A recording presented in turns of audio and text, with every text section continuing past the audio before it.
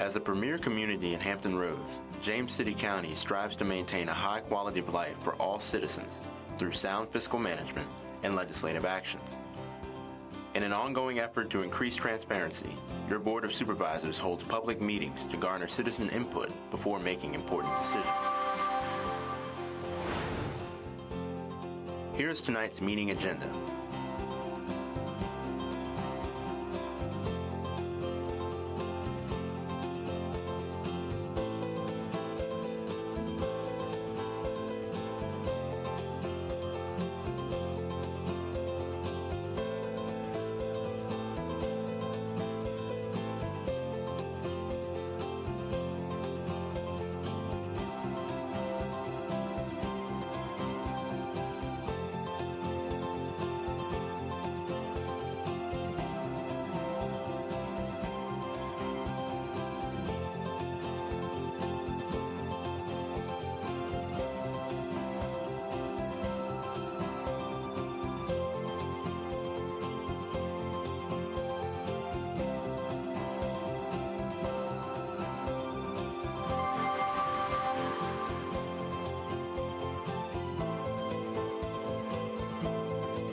Stay tuned. The Board of Supervisors meeting will begin shortly.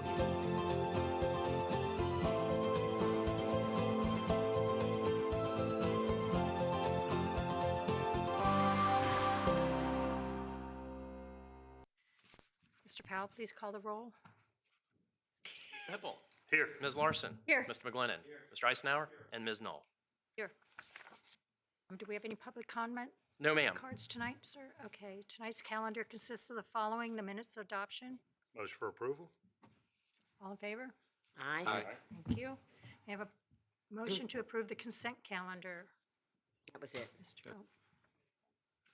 Powell, call the roll, please. I think that motion's already been approved. Okay, Roll sorry. call's not yet. A public hearing, regulations governing utility service updates, public hearing and adoption. I introduced this item at your last meeting where you authorized the public hearing for tonight. This is mostly just a housekeeping issue. The language in the resolution clarifies the deposit policy for the James City Service Authority. Language clarifies that a $20 fee shall be paid by each applicant for a new water service only account or a new sewer service account, and a $40 fee shall be paid by each applicant for a combined service account. The previous practice had been to charge $40 regardless if it was individual or combined. Language also clarifies that a deposit is $100 for water service and $75 for sewer service, and these amounts are consistent with the current practice. Staff recommends approval of the resolution. Questions for staff? No. Seeing none, open the public hearing. Nobody to speak? No speaker cards. Okay. We'll close the public hearing. I'll move the motion. Mr. Hippel? Aye. Ms. Larson? Aye. Mr. McGlinnan? Mr. Eisenhower? Aye. Ms. Knoll? Aye. There are no board considerations tonight. Board requests and directives? Nope. No? We'll move on to general manager's update, January 25th dashboard report, please. Yep, I have no further report. No further report? Okay. Move to adjourn until 12 p.m. on January 24th, 2025 for the board retreat at the JCSA Operations Center on Tuning Road in Williamsburg, Virginia. Motion? Mr. Hippel? Aye. Ms. Larson? Aye. Mr. McGlinnan? Aye. Mr. Eisenhower? Ms. Knoll? Aye. All right, thank you. Thank you. Thank you. Call to order this meeting, regular meeting of the James City County Board of Supervisors for January 14th. Mr. Stevens, call the roll. Yes, sir. Mr. Hipple? Here. Mr. Hipple represents the Paladin District. Ms. Knoll? Aye. Ms. I Knoll hear- represents the Stonehouse District. Ms. Larson? Here. Ms. Larson represents the Berkeley District. Mr. McGlinnan? Here. Mr. McGlinnan represents the Roberts District and is vice chair to the board. Mr. Eisenhower? Here. Mr. Eisenhower represents the Jamestown District and is chair of the board. Sitting to my left is County Attorney Adam Kinsman, and I'm Scott Stevens, County Administrator. My pleasure to be clerk to the board. Okay, normally we will have a moment of silence and a pledge of allegiance. We do not have a designated pledge leader tonight, so I'm going to ask Mr. Frank Polster to lead us, if you would.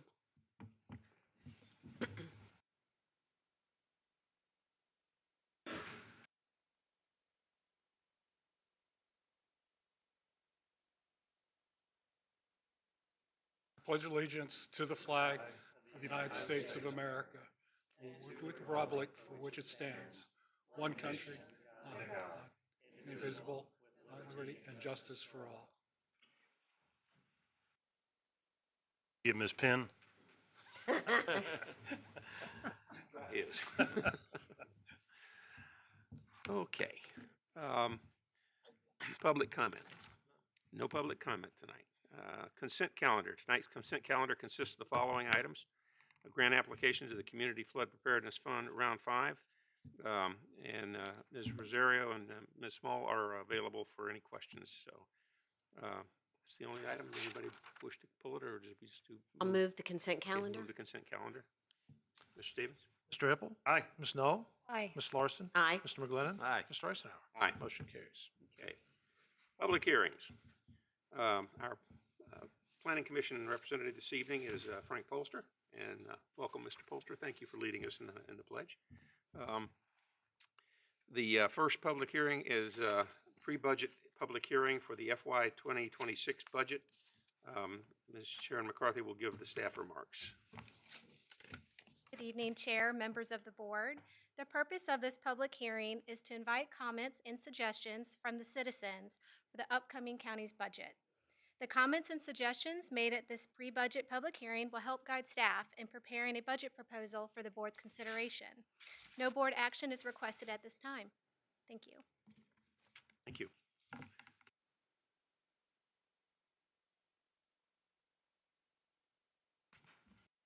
Okay. Questions for staff? We'll open the public hearing, and I have some speaker cards. Our first speaker is Mr. Stephen Maines, and if you would, please give us for the record, your address and. All right. I'm Stephen Maines, 3781 Captain Wind Drive, Williamsburg, Virginia. Board members, I appreciate the opportunity to engage about the FY26 budget. As you know, 3 years ago, you raised our taxes by 10%. And last year, you unanimously raised our property taxes by a further 21%. You did rebate some of our own money back, 7% for a single year, but the 21% tax increase was forever. According to the Census Bureau, household income rose only 6% in James City County last year. And I wonder where those households found the difference between what they made versus what you took. At election time, we hear how much we respect and rely on the working poor. The minimum wage in Virginia rose 3% on January 1st of this year. I wonder where those respected workers found their money to fund the increase that you unanimously voted for. We're seeing situations where taxes and insurance exceed the cost of mortgages, and your actions are making this problem worse. And unlike the mortgage, the taxes you assess on our homes never ends. We are seeing that most of the workers at our key attractions like Colonial Williamsburg and the supporting shops and restaurants commute from lower tax communities. This adds to congestion on our roads, reduces our quality of life in our community. And it isn't completely caused by the property tax. We also pay sales tax that's higher than the median in the state of Virginia, plus an additional meal tax. All this makes our community less affordable and less desirable. I urge you to relook the budget and the tax increase you passed last year. We can all agree that government wages need to reflect inflation. We can all agree that specific hard-to-fill government positions need to have their compensation reviewed. But we should also be able to agree that a 21% tax increase over 2 years does not reflect fiscal responsibility and is unwarranted. I urge you to immediately set the mill rate at 78 cents to lock in the rebate that you agreed we needed this year.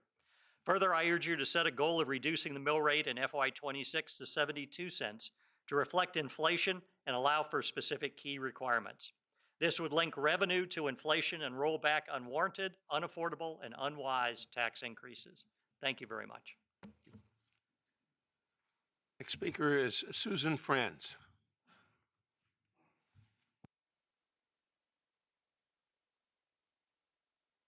Good evening. I'm Susan Franz, 103 Cardinal Court, 23185. Thank you for allowing me to speak. I want to echo what Mr. Maines just said, and he said it very eloquently. I'm not as eloquent as Mr. Maines is, but I do agree with him that we should get the tax rate back down to 78 cents. And my encouragement would be that you would look for some inefficiencies that are taking place within what you guys fund through our tax dollars. For instance, yesterday, and I don't know how it applies in our own system because I haven't had a chance to look at this because I found out this yesterday, but King William County, their library spends $48,000 a year to provide mobile hotspots for checkout to citizens. So I did call our library and find out that we have 18 mobile hotspots that are available for checkout. How much money, how many taxpayer dollars are utilized for that? I personally don't think that that is something that our citizens, that is a need of our citizens. It's nice to have, it's wonderful. But when we're talking about raising tax dollars to be spent, I don't want my money being spent to provide a mobile hotspot for somebody. You know what? They can go to Starbucks and get on the Wi-Fi. So I know that collectively, you guys are all very smart and you can find ways to cut government inefficiencies in order to keep our taxes down. And that is my encouragement to you. Thank you. Our next speaker is Terry Ricks.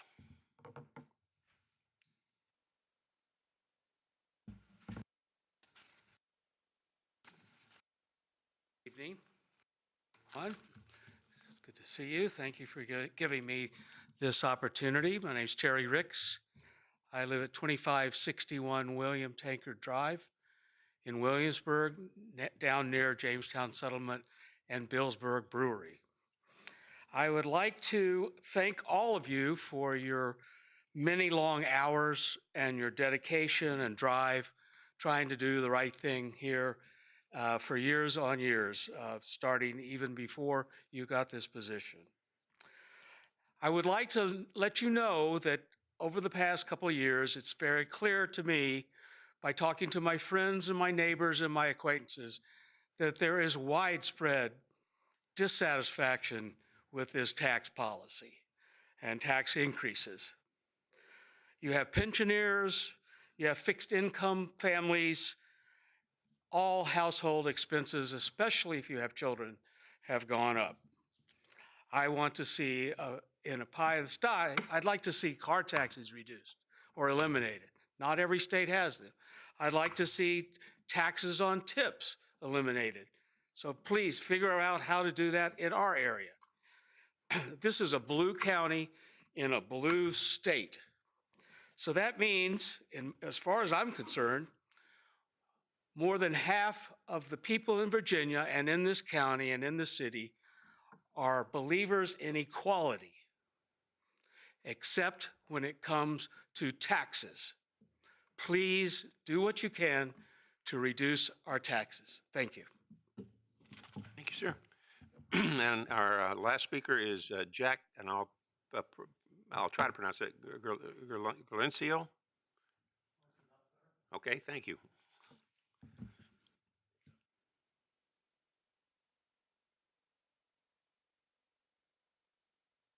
Good evening, everybody. My name is Jack Gerliaccio, which is a little tongue twister, and I live at 2700 Small Page Trace in Williamsburg, Virginia. And I'm here because of this tax increase. I'm on a fixed income and have been for the last 3 years, and many residents are on fixed incomes. I had to review my budget, cut costs here and there because of the economy, the way it's been going the past few years.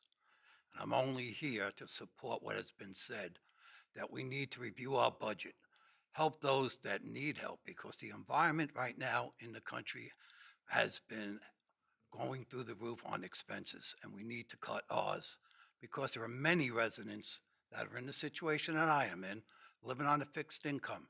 Many had to go get second jobs. I see them pushing carts at Walmarts and Harris Teeter's. This isn't right, and it shouldn't be what we look to do to our residents here in James City. So thank you for your time. Thank you, sir. Okay, and that's the last speaker. So I will close the public hearing, and no action required by the board this evening. Sir.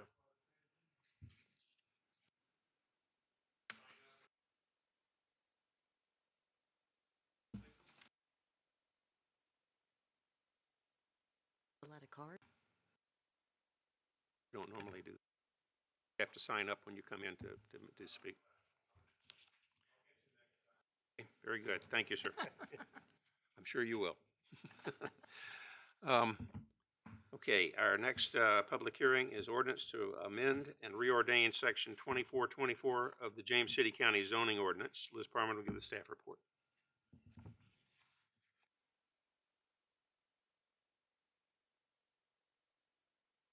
Good evening, Mr. Chairman and members of the board. Before you is an ordinance to amend and reordain section 2424 of the zoning ordinance.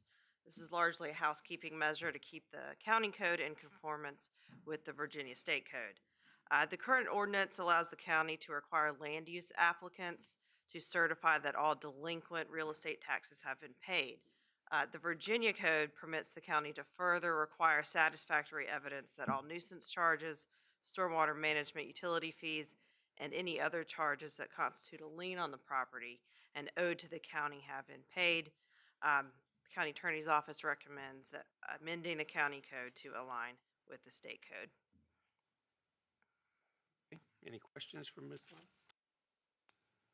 Thank you. And we have our Frank Polster, our Planning Commission representative tonight, will give the report on the Planning Commission. As you saw on the staff, first off, Happy New Year to everybody. And congratulations to the new chair and vice chair. And as noted in the staff report, this is really a kind of a housekeeping type of a measure. And there was no public comment and no discussion amongst the commissioners. On a roll call vote of 7-0, the commission voted to recommend to the board that they approve the proposed ordinance and amend and reordain section 2424. I'd be happy to take any questions. Any questions for Any questions? Mr. Polster or Ms. Parman? Okay. I will open the public hearing. We have no speakers? No, sir. Okay. Close the public hearing. Look to the board for a motion. Move the motion. Okay, we have a motion. Please call the roll. Mr. Hippel? Aye. Ms. Larson? Aye. Ms. Knoll? Aye. Mr. McGlinnan? Aye. Mr. Eisenhower? Aye. Motion carries. Okay. And our third public hearing is SUP 240013, Ziegler Plumbing and Sewer Incorporated Resource Recovery Facility. Morgan Reisinger will give the staff report. Good evening, Mr. Chair and members of the board. Ms. Jessica Lazarus of Ziegler Plumbing and Sewer Incorporated has applied for a special use permit to construct and operate a resource recovery facility at 1671 Greenmount Parkway. The property is 96.36 acres in size, zoned M2 General Industrial, designated General Industry on the 2045 Comprehensive Plan, and is located inside the primary service area. The proposed operation includes transporting organic waste materials from grease traps, septic tanks, and sewer basins to the property to be separated into liquid and solid waste materials. The liquid waste material will be discharged into the HRSD sewer system, and solid waste material will be processed with bulk vegetative material to create a compost product for wholesale.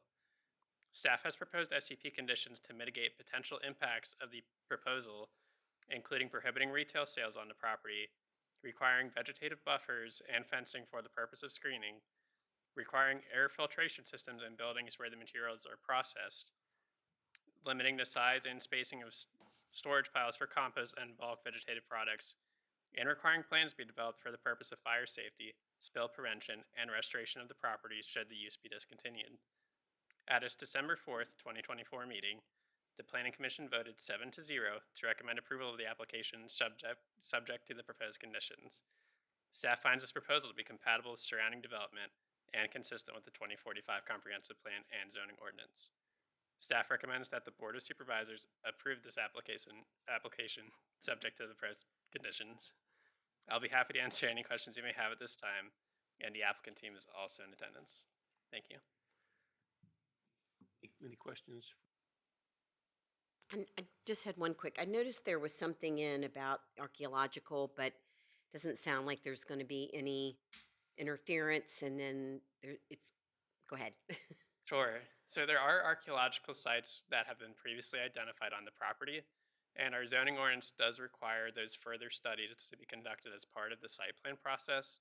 And so those further studies, when they're done, will help us know as staff what needs to happen, whether it's preservation, data recovery, and all those steps will need to be incorporated into the site plan, so we ensure that we follow those procedures. Thank you. Yeah. Thank you. Mr. Bolster from the Planning Commission report. Staff was asked to clarify the county easement that would be used to access the property, and that was to the right of the one property where there's a dead end, a cul-de-sac. And Mr. Risinger stated that the existing Greenmount Parkway right-of-way ends with the cul-de-sac shown at the top of the master plan, and the proposed easement would extend beyond the cul-de-sac and past the project site. She stated that a condition of the SUP would require the easement to be established legally through a deed before the site plan approved to ensure the land remains available for the extension of the Greenway Mount Parkway right-of-way. There was some discussions concerning surrounding runoff and erosion of the ravine to the south of their phase one. The applicant's stormwater engineer stated that the stormwater management design shown on the master plan was a concept design and that the outfall area would be designed to resist erosion. We had two residents who were supportive of the application. One speaker was concerned with the outfall from the project, that it did not enter into the Skiffs Creek Reservoir, which is above the property itself, and in fact goes into Skiffs Creek. On a roll call vote of 7-0, the commission voted to recommend to the board that they approve SUP 240013, Ziegler Plumbing. And I'd be happy to take any questions. Questions for Mr. Bolster? Okay. Thank you, Frank. Okay, I'll open the public hearing, and the card I have is from the applicant, Jessica Lazarus, Clark Seibels, and Will Seibels to speak.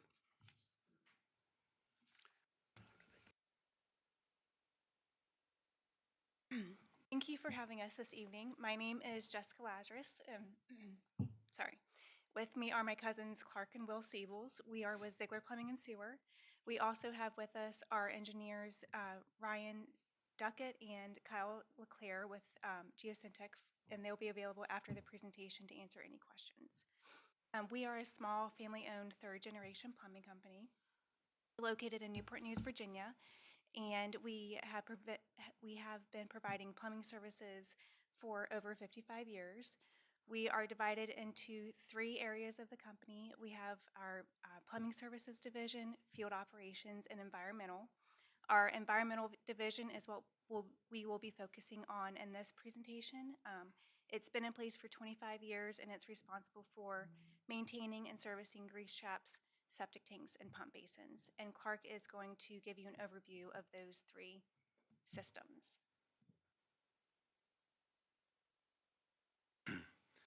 Septic tanks and grease traps are devices designed to capture solids and debris before entering the sanitary sewer system. Both need to be maintained to operate properly. Failure of each of these devices cause sewer backups and overflows, and failure of drain fields due to biomass accumulation. Pump stations within a sanitary sewer system that naturally capture solids, trash, wipes, and sanitary products. Maintaining and cleaning of pump basins is pivotal to proper operation of the pump and float systems. Cleaning adds longevity to the pumps and force main system.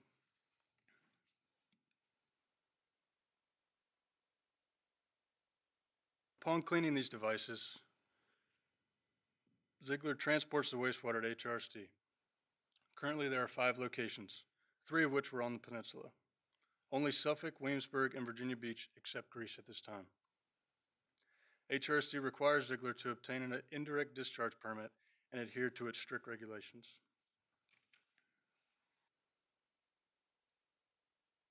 This slide depicts our relationship with HRSD over the past 5 years. As you can see, dump fees per gallon for septic are 18 cents and 37 cents per gallon for grease. To put that in perspective, a 1,000 gallon grease trap costs Ziegler Plumbing $365.80 to dispose of it. That cost, dump fee costs, we have to pass directly on to the customers. And as you can see, since 2021, grease has skyrocketed exponentially. This increase is due to the fact that grease, specifically the grease we take, which is very concentrated, is very costly for HRSD to treat. Grease disrupts conventional biological treatment processes and clogs treatment plant infrastructure.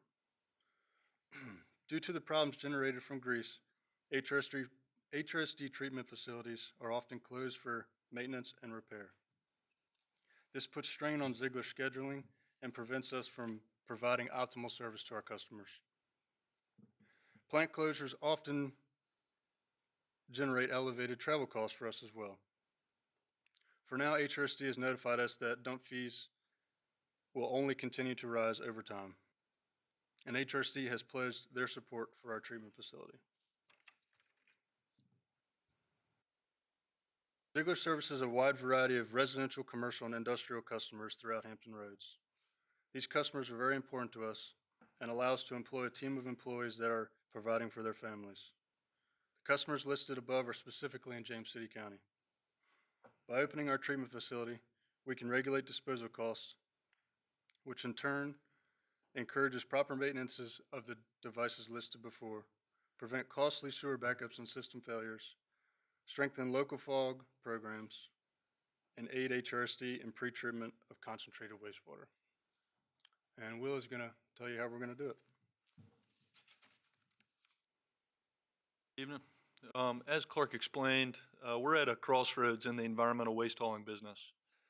And just due to the issues of high dump fees, high travel costs, we had to find a way to mitigate these issues or sidestep them, and maybe along the way support the public infrastructure that contributed to the issue. And that solution we found is a resource recovery facility. Resource recovery is a term that was coined by the county in like the early stages of our SUP process. And the resource that we're recovering is highly concentrated, nitrogen-rich, energy-rich biosolids that come from fog and septage sludge. So this process would take place in 2 stages. The first stage being dewatering. So like as a step-by-step process, a full Ziegler truck would arrive on site and back up to the exterior of an enclosed steel building, back up to a dump hose connection, much like any other transfer station. They hook to the hose and they dump, and the contents are emptied into trash screens, like you see on the left side, on the interior of the building. This screens any inorganic waste and trash that can be sent to a dumpster, that go to a landfill, or recycled. From there, the contents run through sanitary drainage to storage tanks. Inside the storage tanks, the contents can be mixed, depending on the day, with either more or less septage and fog to create the right solution for the next stage of the process. From there, once it's reached capacity, it's pumped under pressure through a polymer dosing unit, that thing in the middle. Polymer, in this case a glycol solution, a small percentage glycol solution, is a flocculant used in wastewater treatment. It's a common solution used in the wastewater treatment industry to help in the separation between liquids and solids. So it doses a small amount as this pressurized solution runs to interior dewatering bins. Those pictures on the right. The bins are about the size of a roll-off dumpster, and they can be transported as such. But on the inside, there's this fine screen, like a fire hose material, that keeps solids on the inside and allows clear water, wastewater, effluent to leave out the bottom. And that effluent water goes into sanitary drainage to a grinder pump station and ultimately back to HRSD through an industrial discharge permit. Following this, the dewatered biosolids take about an hour to 3 hours to dewater, and then they're ready for the next stage of the process. The next stage is the aerated static pile composting building. So it's a very similar size and enclosed steel building. And the contents, the dewatered biosolids from the dewatering bins, are transported inside, and then they're mixed with a carbon source and bulking agent, namely like wood chips, but many other things can be substituted. Wood chips are mixed in a ratio of around 3:1 to 5:1 with the nitrogen source, the biosolids, and then they're placed into divided bays that contain perforated air lines, like that picture in the middle. The perforated air lines are inset in the floor and are connected to fans on the exterior of the building, and they pull air through the piles and out through the fans. All the techniques of the correct amount of mixture or the correct amount of fog and septage or the correct amount of frequency of aeration is all to attain the goal of a perfect environment for the process of decomposition and aerobic respiration. This is to ensure the flourishing of bacteria, microorganisms, fungi to grow and to expedite the process. And this will raise the temperature in the piles as the process continues.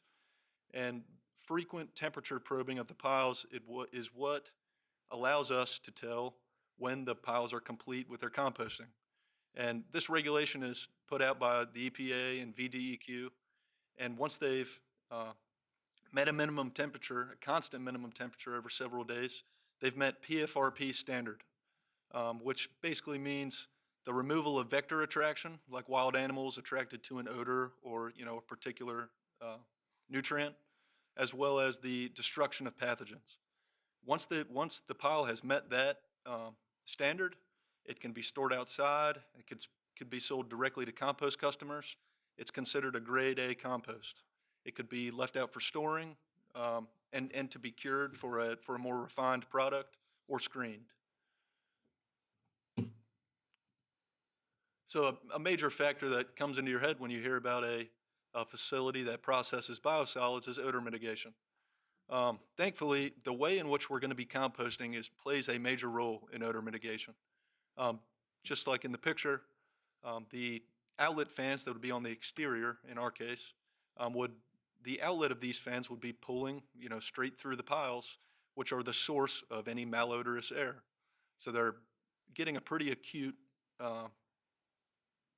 collection of bad smells. The outlet of these fans goes right into the bottom of biofilters. And put simply, they're a box buried in the ground that has multiple layers of carbon media, namely compost. Compost has a lot of uses. And it's a filter that can be changed frequently, the media changed. And most importantly, to be done in the composting building, but there would be one on the exterior of the dewatering building as well on a general exhaust fan that would leave the building. One other major role in odor mitigation for this property is our property selection, which Jessica will touch on. And a lot of that has to do with isolation and vegetation buffer. The property we're interested in purchasing is located at 1671 Greenmount Parkway. It is currently listed as General Industrial District M2. Since composting facility wasn't explicitly stated in the JCSA zoning rules, we are proposing it be a resource recovery facility, M2, and that requires the issuance of an SUP. This property is approximately 96 acres.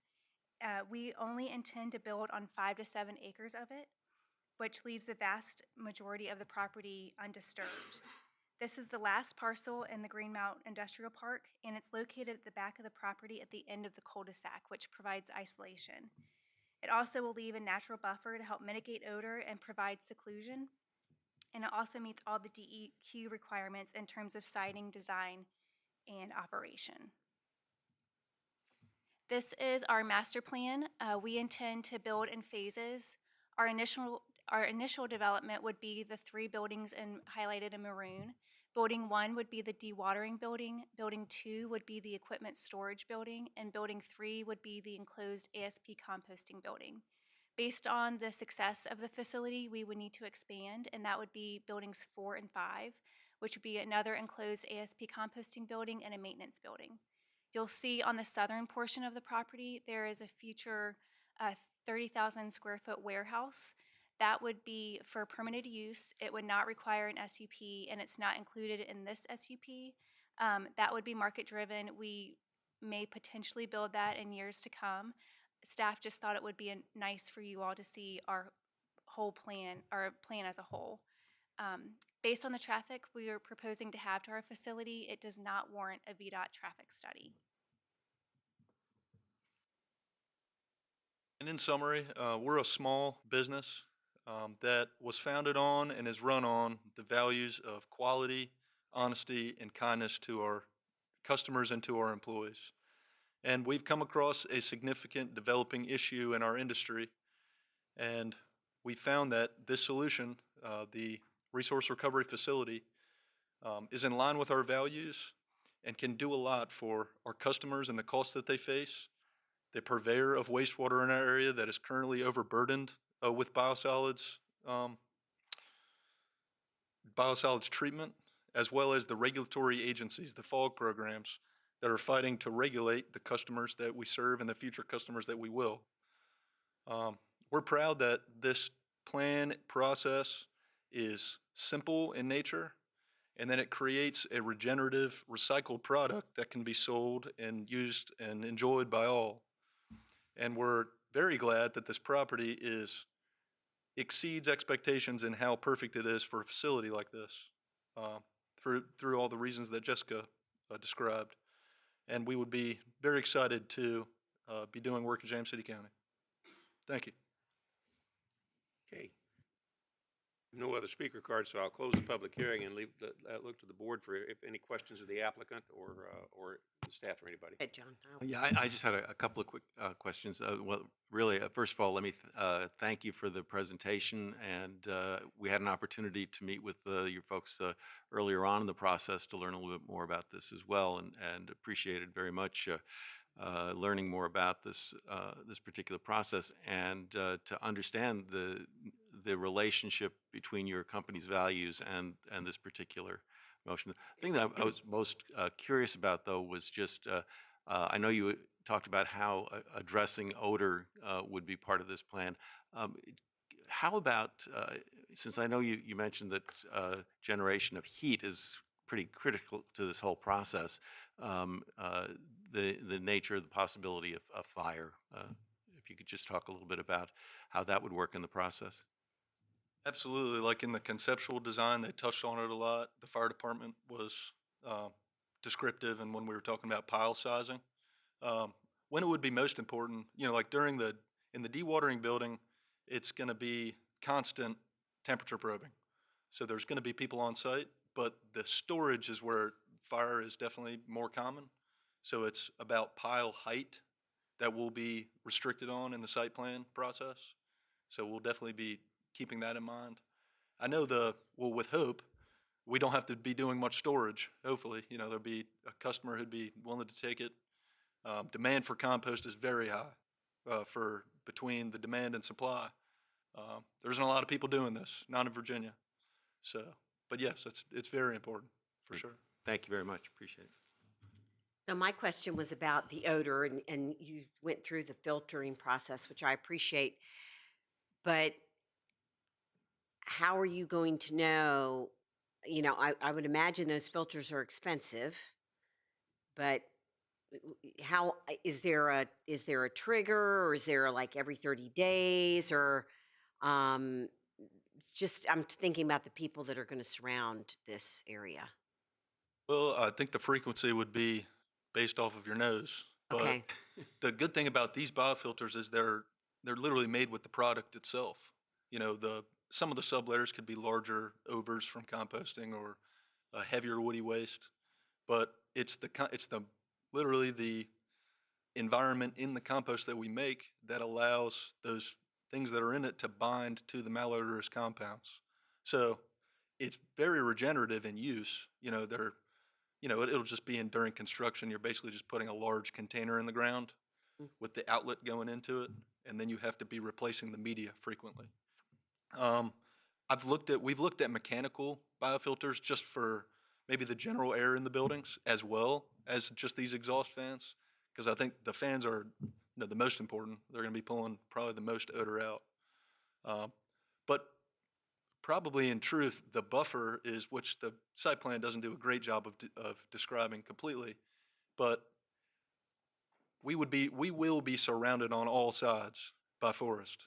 It's only on the northern end of the property that we're building, and the end of the cul-de-sac, we're between an easement by waterworks from the cul-de-sac. So we're a good ways from, and the only people that we really need to be worrying about is Skiffs Creek, the east side of Skiffs Creek, and west side is Walmart Distribution and Lee's Pit.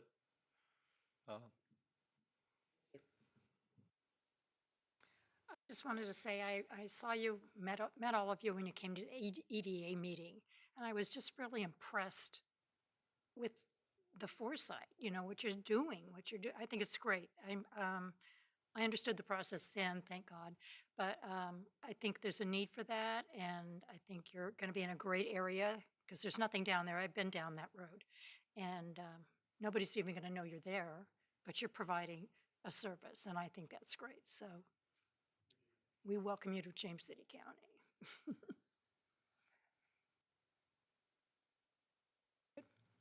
I would just add, this is, I think this is a benefit to HRSD as well as the community and the businesses you serve. So it's unique, innovative, and I applaud you for the application you've got. And with that, Mr. Chairman, I move the approval of the SUP. okay, we have a motion. Mr. McGlennon? Aye. Ms. Larson? Aye. Ms. Knoll? Aye. Mr. Hippel? Aye. Mr. Eisenhower? Aye. Motion carries. Thank you. Okay, our next is SUP 24-0028, Liberty Ridge JCSA Water Systems Tie-In SUP Amendment. And, okay, good. Roberta Soloff will give the report. Thank you, Mr. Chair, members of the board.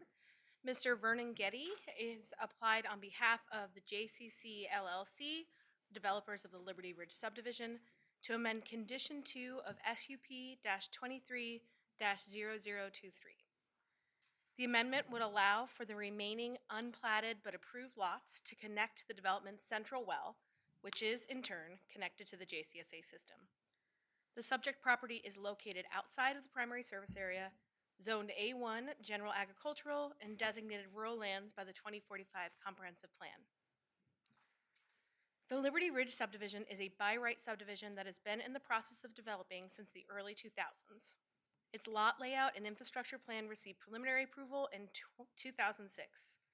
That preliminary approval allowed the developer to plat all lots shown on the plan through the standard administrative process, provided that they met zoning and subdivision ordinance requirements. One such requirement was that the development must be served by a central well, which would later be dedicated to the JCSA, but not connected to the JCSA system. Preliminary subdivision approval is generally valid for 5 years from the date of recordation of a plat for any portion of the approved preliminary plan. While this plan's preliminary approval was extended for such recordations along the way, it did expire in 2020. In 2023, while the Liberty Ridge project was dormant from a planning perspective, JCSA applied for an SUP to connect the development's independent central well to the public JCSA system. In its application, JCSA indicated several benefits to such a connection, including load relief, redundancy, and efficiency. As you may remember, the Board of Supervisors unanimously approved that extension with the condition that no further connections would be allowed outside of the PSA. Just a few months later, the General Assembly passed the budget bill with a special provision extending preliminary subdivision approvals that had expired during a window of time in 2020. When the budget bill became law, Liberty Ridge's preliminary approval was reinstated. Again, the developer has the right to plat lots shown on that plan as long as they conform to the ordinances. In this very unusual case, the applicant cannot conform to the subdivision ordinance and connect to their own existing central well because of the conditions of JCSA's SUP. So while staff recommended denial of JCSA's original SUP request, staff is recommending approval of this amendment and de facto further extension of water outside of the PSA in order to allow the applicant to conform to county code and to be consistent with our own preliminary approval process. For these reasons, staff recommends that the Board of Supervisors approve this amendment to SUP 23-0023.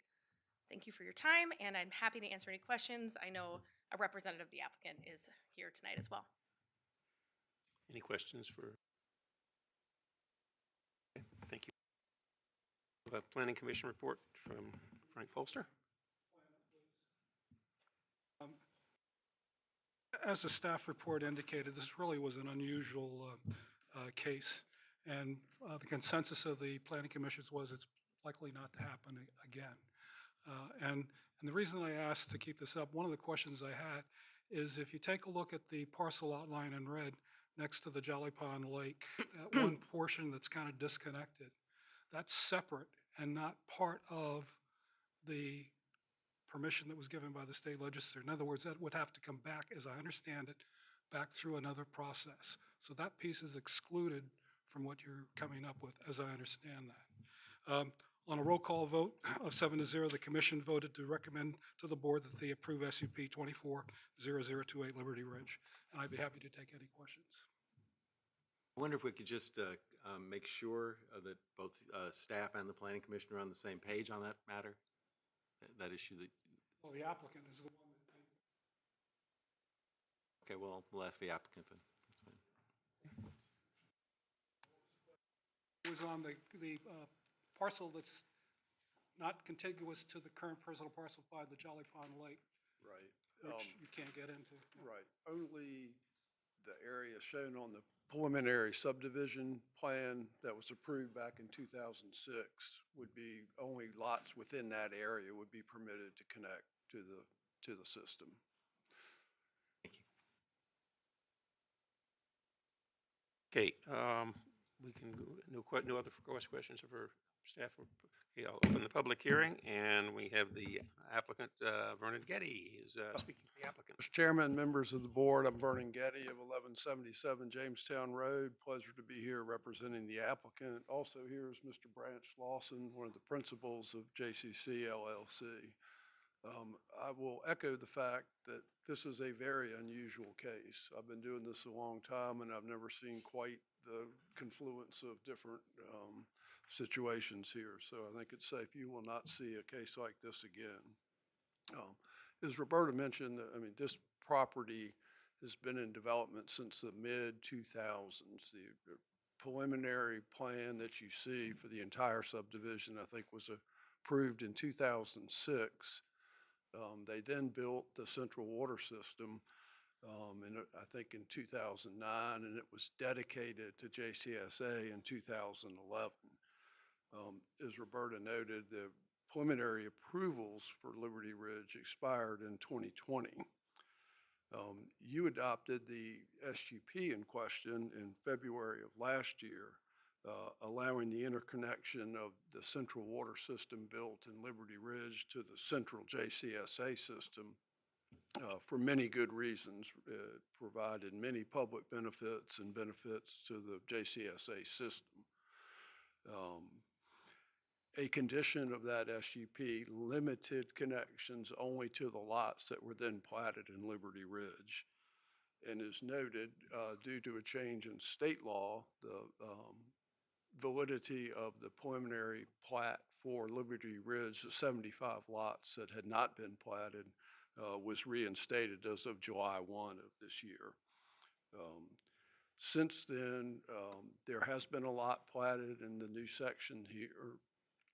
So the right to develop in there is vested for another 5 years. They posted a bond, received a land disturbing permit, and development plans have been prepared and submitted and are under review. And again, as noted, the subdivision ordinance requires these lots to connect to the central water system that they built to serve the entire development. I think it's fair to say that had the timing been different and these lots, the validity had been reinstated prior to the SUP's adoption, they would have been included and we wouldn't be here tonight. I would submit to you that the approval of this amendment does not change the many public benefits that the county and JCSA will realize from the interconnection of this system into the JCSA central system.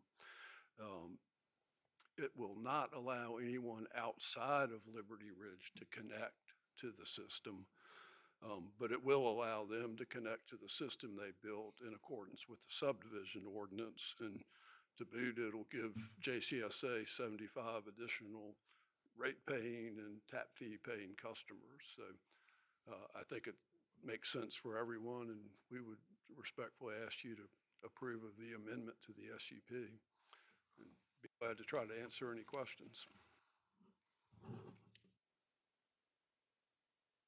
Eddie, is there, the one little piece that's over there by Jolly Pond, is there plans for that in the future? Plans for that branch? None right now, no, sir. So it's, at this time, it's just gonna stay natural and Anything they did would have to comply with current ordinances there. okay, thank you. I can, just to clarify on that piece, current ordinance, if it was used for residential, would require a 20-acre lot. So that would apply there as opposed to, It would. that's not grandfathered. If it's not shown on the plan up on the screen right now, which it isn't, Anybody else have other questions for Mr. Getty? Mr. Getty, I have one more question for you. I guess this is the 75 lots that would be added to this. One of which has been platted. Right. Okay. When do the rest get platted? they have development plans under review now, so as soon as, assuming this approval's granted and they gets through the process, they'll begin work on those. And the developer puts in the water infrastructure in the new 75-acre area to connect up to the JCSA point. Okay. Thank you. Thank you. Okay, we've closed the public hearing and looked to the board for some discussion. Move that we approve SUP 240028. Or comment? I guess the only thing I would say about this is that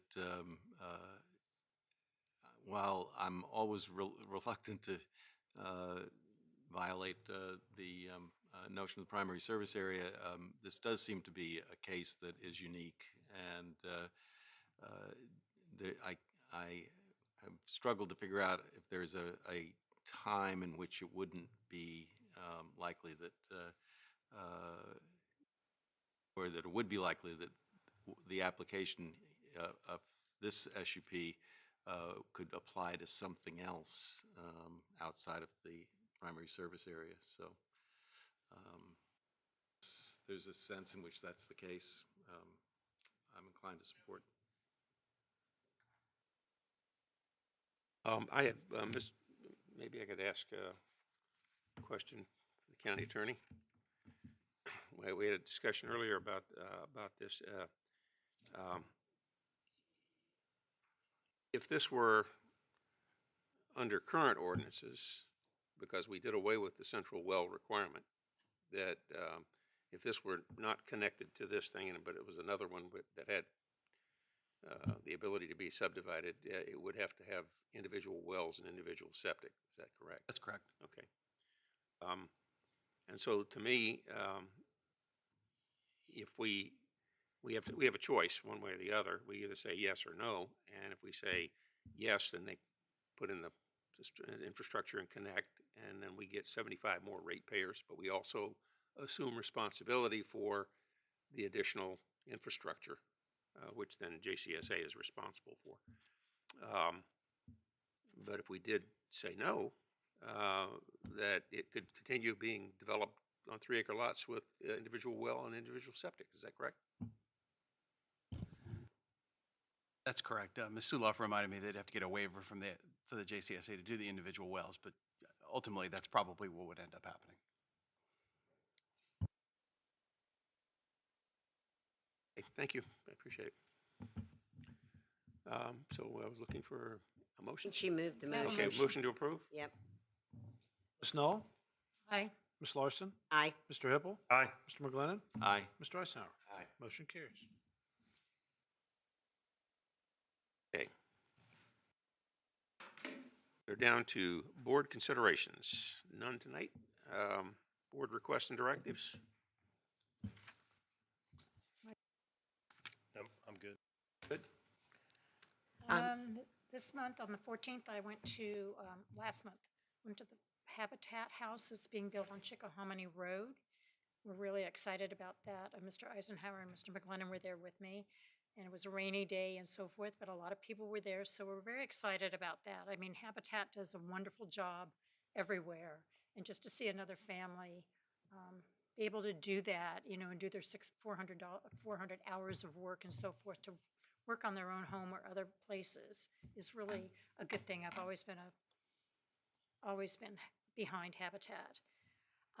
Then I guess most of us came to the JCSA Holiday Luncheon. That was lovely as usual.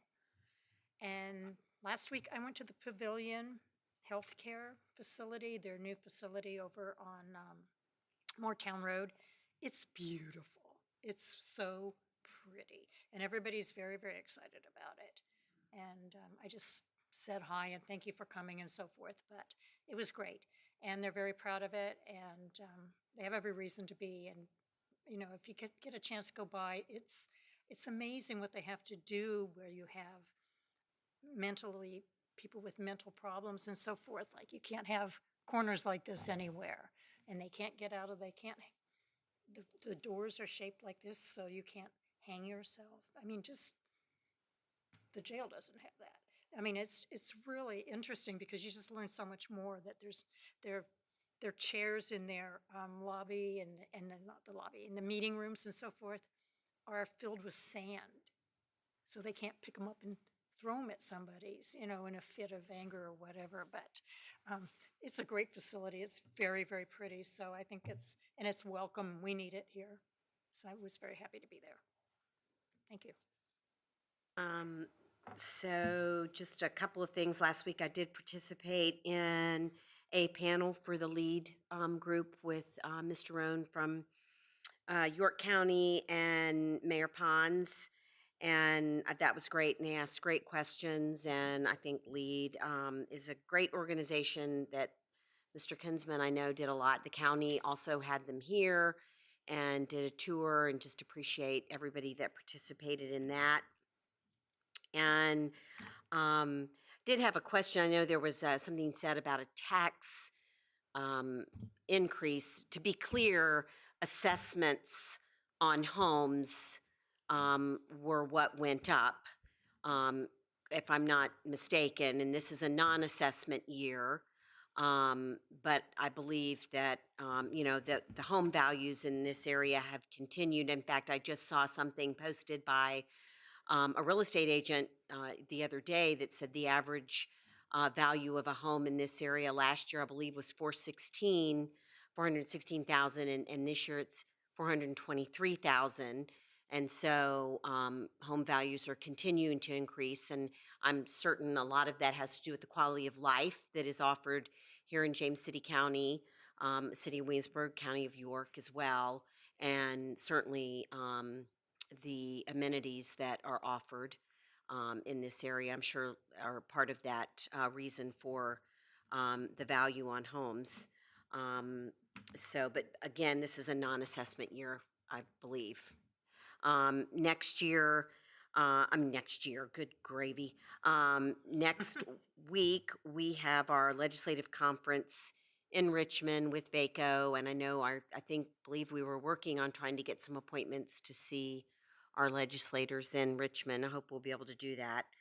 And so I think that's it. We're starting off the year.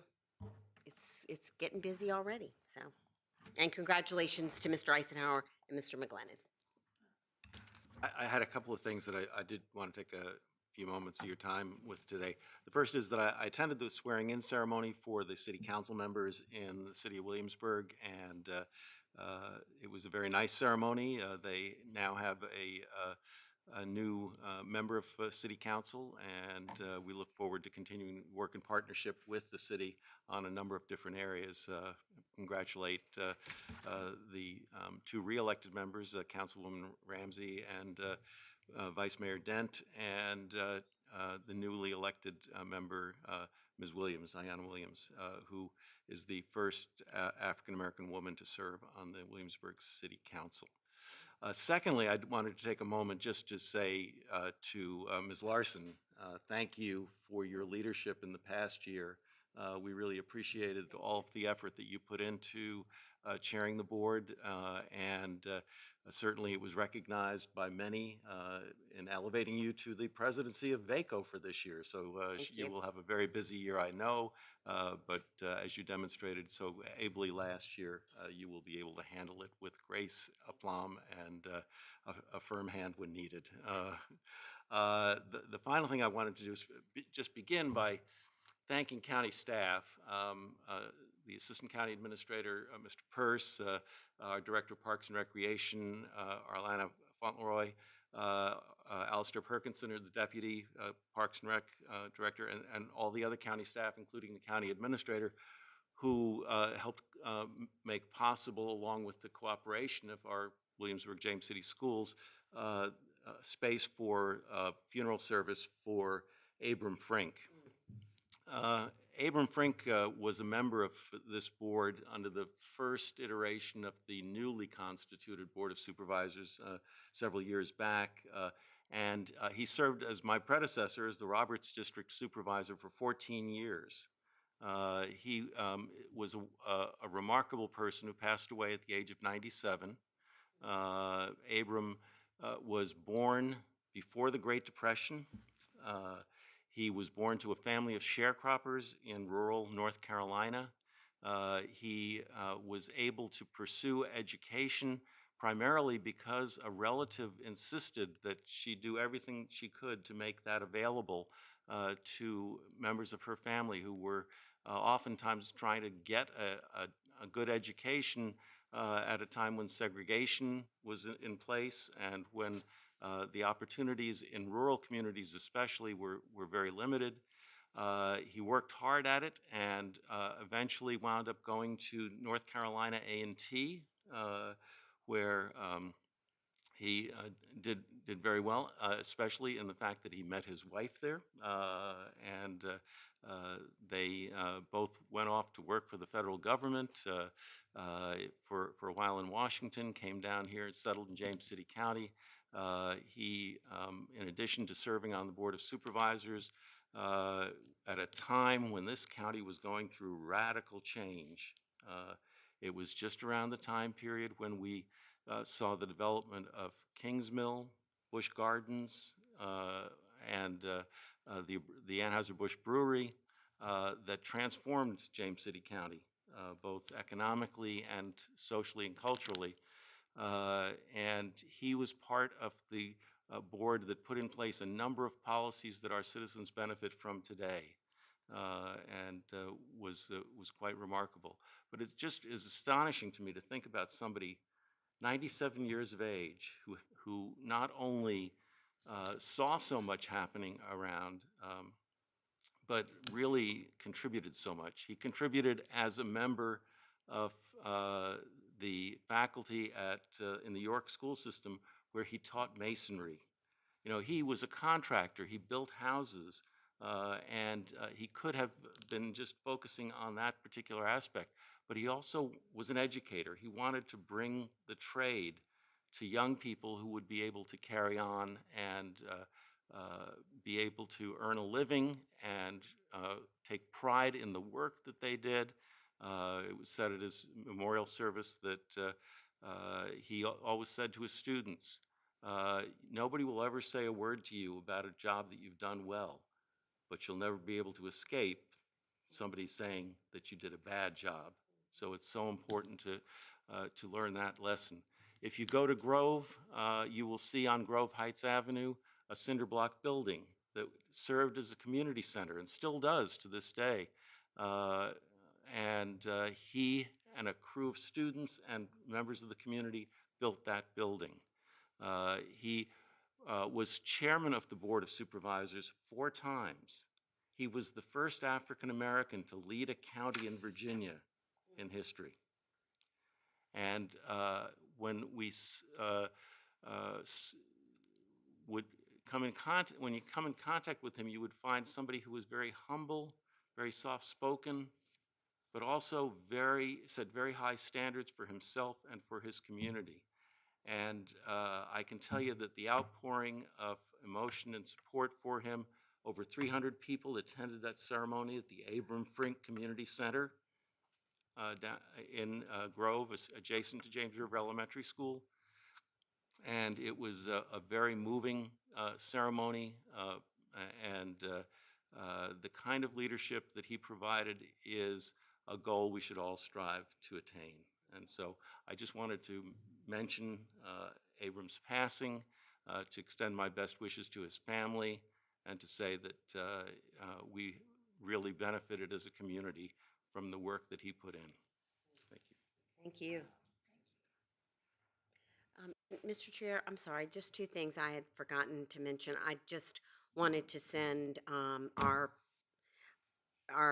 prayers and thoughts are with the people in California, the not just the counties, but the cities out there that have suffered so. And I know we still have counties that are suffering in North Carolina, but thoughts and prayers to what is happening out there. And it was talked about a little bit at my NACO conference last week in regards to often when it comes to planning and when you have certain things that you require of home builders and of building and you know, so often we take some criticism here because we have some very strict things that we want to do. But however, when you face an absolute tragedy like what they are going through, and if there's some things that can be prevented because of how something is built, that's when that really matters. And hopefully that will never happen, but so often that's when it really, the rubber meets the road. And so I thought that was an interesting perspective. And John, I hope somebody would remember me as eloquently as you just remembered that gentleman. That was beautiful. So thank you. Sorry for the interruption. May I say something once? I want to say something. I grew up in Pacific Palisades. All the houses I lived in are gone. My brother's house, gone. And it just makes me, I walk around in a daze because it's just unbelievable. My high school is gone. Everything that I knew out there is gone. Those people have nowhere to go. And it's because of some of the regulations that they do not have that could have prevented some of this. But anyway, yeah, thank you. Thank you, yeah. Hey, I'll be brief. I will remind the board that we have statements of economic interests that have to be filed, I believe, by the end of the month. I'm going to lead by example. Mine has already been filed. So I would hope that by our next meeting, I hope by our next meeting that the remainder of the board has filed their statement of economic interest. And I do appreciate the chance to, first of all, I want to thank the board for the honor of letting me assume the chair for this year. I really appreciate your support. I sat down and had a good conversation with each of you individually as we approached this meeting, and I made a few notes about some of the things that we had discussed, and I think there are going to be some challenges that are going to be ahead of us this year. And I'd like to basically lay out what I would think some of our major goals for the year ought to be based upon our conversations that we've had with each other. Number one is I think we need to complete the school's contract revision, which we are working on at this time. We have the county complex. Hopefully we can get to the 100% design and start the construction on that. And we are working on the strategic plan update for this year. There's a complete zoning ordinance rewrite that's in the mill, which may take quite a while. And I think one of the things that I think we really ought to consider is we need to develop some contingency plans for an economic downturn. We may, have that. We need to be prepared for something like that. Like, don't want to be caught flat-footed. I thought we did extremely well when we faced COVID because the board got together and made some really important decisions fairly early. I think it's going to be beneficial for us to have some plans in place on how we would approach any other kind of circumstance that would come along. One of the things I would like to encourage, and I'm going to try to do myself, is I'm going to try to get out and do town hall meetings in the district on a more frequent basis. Hopefully, I'm going to try to shoot for quarterly. maybe you don't do it that often, but I think one of the problems we've had is with the lack of the press coverage that we have historically had in the past.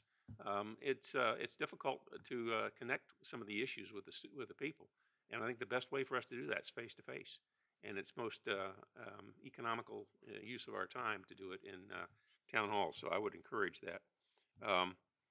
One of the questions that came up was our board policies, because I know we have an abundance of policies. I was very happy to see that the staff could direct me to something I couldn't find earlier, but I found on the website, and all the board policies are there. There are 35 of them. They go back quite a ways.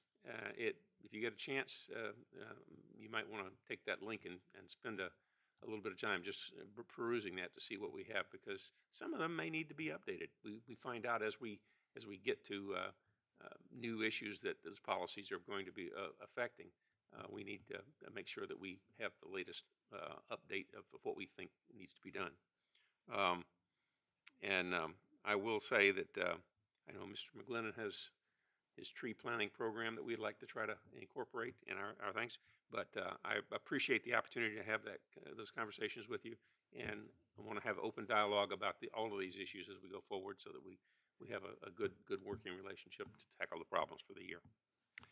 And with that, we'll look for the report of the county administrator. Well, thank you, Mr. Chair. Just a minor comment this morning. With our winter weather the last 2 weekends in a row, I think it's just a good time to remind our residents that if they want to sign up for our alert system, we do push out information and try to keep them aware of what's going on, whether it's weather or otherwise. And the easy way to do that is jccalert.org. You sign into that, it will tell you how to sign up, and you can sort of select what you would like to do. But just encourage people to be ready if whatever might occur in the community, take care of themselves and their family, their pets, their medication, those kinds of things. And certainly the snow we had this last weekend was very nice from my standpoint. Came in on a Friday. It did just what the forecast said. We were able to plan. It went through, and by Saturday afternoon, for the most part, we were back to business as usual. So I do want to thank our staff that comes out and responds to those events and makes sure and pre-plans and prepares for the community. But I feel good about the last 2 events we had, and just wanted to take that opportunity to raise the awareness. But that's all I have. Thank you. Okay, may I have a motion to enter closed session on the following? Consideration of a personnel matter or the appointment of individuals to county boards and or commissions pursuant just section 2.2-3711A1 of the Code of Virginia. A, appointment to the Historic Triangle Bicycle Advisory Committee, and B, appointments to the Planning Commission. And 2, discussion of the award of a public contract involving the expenditure of public funds and discussion of the terms or scope of such contract, where discussion in open session would adversely affect the bargaining position or negotiating strategy of the public body pursuant to section 2.2-3711A29 of the Code of Virginia, and pertaining to the contract for the joint operation of schools between this county and the city of Williamsburg. So moved. Okay, Mr. Stevens, call the roll. Mr. Hippel? Aye. Ms. Knoll? Aye. Ms. Larson? Aye. Mr. McGlennon? Aye. Mr. Eisenhower? Aye. Motion carries. We're in closed session.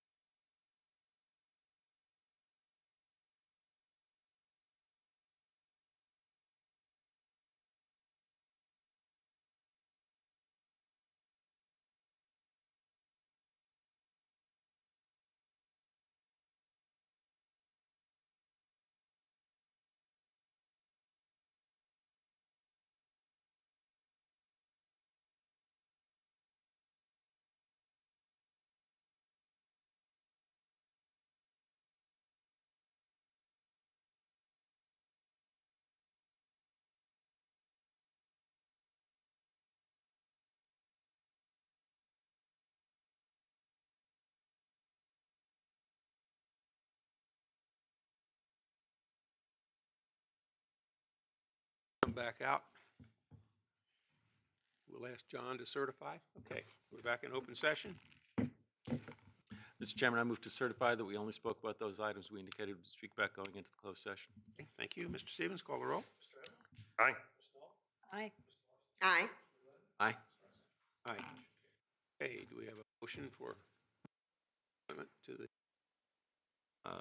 Move that David Suloff be appointed to the Historic Triangle Bicycle Advisory Committee for a term that would expire